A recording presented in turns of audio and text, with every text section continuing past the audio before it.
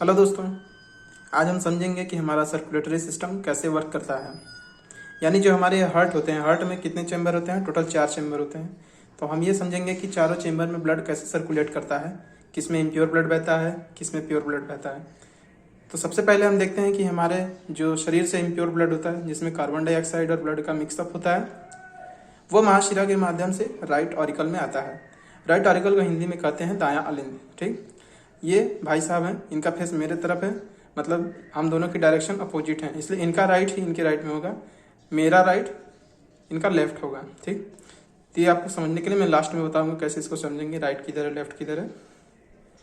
तो impure blood आता है हमारे राइट ऑरिकल में। यहाँ से आने के बाद अब ये ब्लड इसमें आता कैसे? इसमें होता है हमारा डायस्टोल। डायस्टोल प्रोसेस क्या होता है? ये ऐसे फूलता है, मतलब थोड़ा सा रहता है तो फूलने लगता है।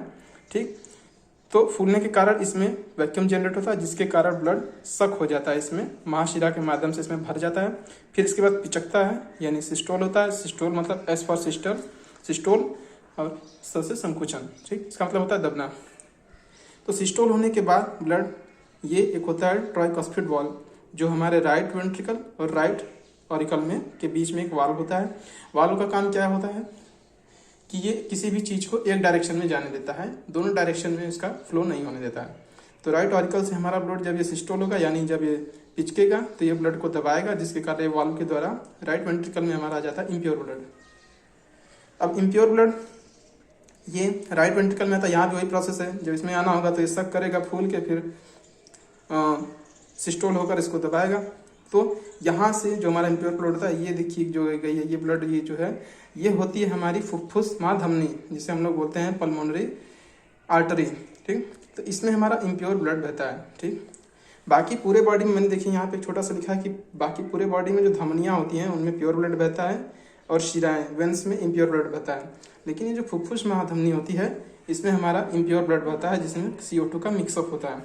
तो ये इम्प्योर ब्लड यहाँ से राइट वेंट्रिकल से महाधमनी के द्वारा, फुफ्फुस महाधमनी के द्वारा सीधा जाता है हमारे लंग्स में, जहाँ से श्वसन क्रिया के दौरान हमारे लंग्स में ऑक्सीजन आते हैं, और ये इम्प्योर ब्लड के CO2 को प्योर कर देता है हमारा लंग्स। प्योर करने के बाद देखिए जो हमारा हार्ट है, ये एक टुल्लू की तरह काम करता है।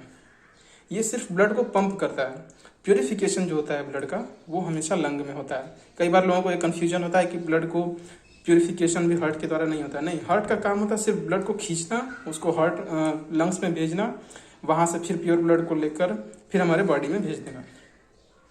तो यहाँ से इम्प्योर ब्लड जाता है लंग्स में, यहाँ पे श्वसन क्रिया के द्वारा ब्लड प्योरीफाइड होकर फिर फुफ्फुस शिराओं के द्वारा ये लंग्स से ब्लड आ जाता है लेफ्ट ऑरिकल में। लेफ्ट ऑरिकल में कैसे आता है? फुफ्फुस शिराओं के द्वारा आता है। फुफ्फुस शिराओं में याद रखिएगा प्योर ब्लड बहता है, O2, जिसमें होता है ऑक्सीजन। ठीक, तो प्योर ब्लड भी लेफ्ट ऑरिकल में वैसे ही आता है। ये पहले क्या होता है हमारा डायस्टोल होता है, मतलब फूलता है। फूलने के कारण इसमें वैक्यूम जनरेट होता है, जिससे ये लंग्स के जो प्योर ब्लड है उनको अपने अंदर भर लेता है खींचकर। फिर उसके बाद ये दबता है, यानी डायस्टोल होता है, यानी संकुचित सिस्टोल होता है। सिस्टोल होता है यानी मतलब दबता है। दबने के कारण ये यहाँ से एक बाइकॉस्फिड वाल्व होती है, जिसके द्वारा ये लेफ्ट वेंट्रिकल में चला जाता है, जिसे हम लोग बोलते हैं बायां नीले। और याद रखिएगा जो हार्ट में चारों चेम्बर होते हैं, उन चारों चेम्बर में सबसे बड़ा चेम्बर यही होता है लेफ्ट वेंट्रिकल, जिसमें प्योर ब्लड भरा होता है। और यहीं से लास्ट में हमारा जो प्योर ब्लड होता है, वो महाधमनी के माध्यम से पूरे बॉडी को सर्कुलेट कर दिया जाता है। ठीक, धमनियों के द्वारा पूरे बॉडी में चला जाता है। फिर वो पूरे बॉडी का जो ब्लड है, वो इम्प्योर ब्लड जो होता है, कोशिकाओं से क्रिया करने के बाद जो हमारा एनर्जी और CO2 निकलता है, उस CO2 को इम्प्योर ब्लड लेता है, लाकर आता है, फिर महाशिरा के माध्यम से इसमें लाता है राइट ऑरिकल में। यहाँ से इसमें पंप होकर इसमें जाता है ट्राइकॉस्फिड वाल्व के द्वारा। फिर यहाँ से पंप होकर फुफ्फुस महाधमनी के द्वारा फिर लंग्स में जाता है। लंग्स में प्योर हुआ। ठीक, प्योर होने के बाद फिर ये लेफ्ट ऑरिकल में आता है फुफ्फुस शिरा के द्वारा। और हाँ, याद रखिएगा ये जो फुफ्फुस महाधमनी है और फुफ्फुस शिरा है, ये दोनों एकके ही होती हैं, एक ही होती हैं। इनका जो डायमीटर होता है वो लगभग 2.5 सेंटीमीटर के आसपास होता है। ठीक, और ये शरीर की जो होती हैं, पूरे हमारा जो यूँ कह लीजिए सर्कुलेटरी सिस्टम है, उन सब में सबसे मोटी नाड़ियाँ यही होती हैं। ठीक, 2.5 सेंटीमीटर इनका डाया होता है। ठीक, तो ये आप जैसे जैसे देख रहे हैं ब्लड सर्कुलेट कैसे हो रहा है। यहाँ से इम्प्योर ब्लड आया, यहाँ से इधर ऐसे गया right auricle, tricuspid valve, right ventricle, फिर यहाँ से महाधमनी में इम्प्योर ब्लड गया फेफड़े में से फिर प्योर होकर आ गया हमारे लेफ्ट ऑरिकल में, फिर यहाँ से बाइकस्पिड वॉल्व के द्वारा लेफ्ट वेंट्रिकल में।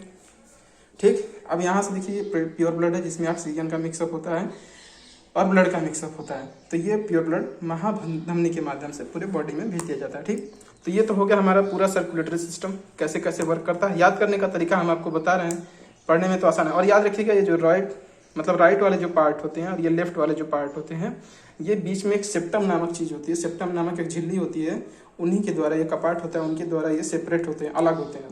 ठीक, अब ये हम लोग हार्ट का एक ऐसा वो जो पूरा फिगर देखते हैं जिसमें पूरा हार्ट हमको बना सा दिखाई देता है, तो उसमें ढेर सारे नलियाँ रहती हैं, उसमें समझ में नहीं आता है कौन सा राइट वेंट्रिकल है, कौन सा लेफ्ट वेंट्रिकल है, कौन नीला है, कौन आलिंद है। एक बार समझ में आता है लेकिन कुछ देर बाद भूल जाता है। तो उसी को मैंने ओपन डायग्राम में ऐसे बना दिया है, बॉक्स डायग्राम में, जिससे हमको समझने में आसानी हो।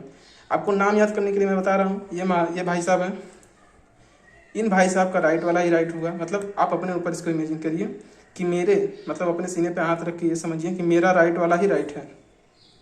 मतलब ये जैसे जैसे इसको पढ़ते जाइए कि ये आपका राइट ये है, जैसे हार्ट पे हाथ रख के सीने पे हाथ रख के ये समझिए कि मेरे महाशिरा के द्वारा मेरे दाहिने हिस्से में गया ये इम्प्योर ब्लड राइट ऑरिकल में। ठीक, यहाँ से फिर वो राइट से ही होकर फिर हमारा जाता है फेफड़े में महाधमनी के, फिर ऐसे लेफ्ट में आता है, फिर बॉडी में चला जाता है। ये बहुत जटिल प्रक्रिया नहीं है, बहुत ही सिंपल है। इसको आप 1-2 बार ध्यान से पढ़ेंगे, 1-2 बार इसको दोहराएंगे, आपको अच्छे से याद होगा। अगर आप ये डायग्राम बना लेते हैं अपने कॉपी पे, बनाने के बाद एक ये सादा डायग्राम बनाकर एरो से पूरा ब्लड का सर्कुलेशन दिखा देते हैं, तो उसके बाद आपको जो हार्ट का कंबाइंड फिगर देखा जाता है, जो एक पूरा टोटल फिगर था जिसमें सारा हार्ट हमको एक्चुअल फॉर्म में दिखता है, वो आपको देखने में बहुत सिंपल लगेगा, वो तुरंत समझ में आ जाएगा कि इसमें कैसे कैसे क्या प्रोसेस हो रहा है। और याद रखिएगा ये जो इसका सिस्टोल डायस्टोल, यहाँ पे ब्लड आया डायस्टोल, फिर यहाँ से सिस्टोल होकर इसमें, फिर यहाँ से सिस्टोल डायस्टोल, ये सारी की सारी प्रक्रियाएं विदिन 1 सेकंड होती हैं। मतलब हमारा हार्ट जो है ये सारा काम 1 सेकंड के भीतर ही करता है। इसलिए हमारा 1 मिनट में एवरेज 72 बार माना जाता है कि हमारा हार्ट जो है वो ब्लड को पंप करता है। तो आई होप आपको समझ में आ गया होगा कि सर्कुलेटरी सिस्टम कैसे वर्क करता है। बाकी इसके डिटेल में जानकारी कभी हम इसके अगले वीडियो में चर्चा करेंगे। तब तक के लिए धन्यवाद।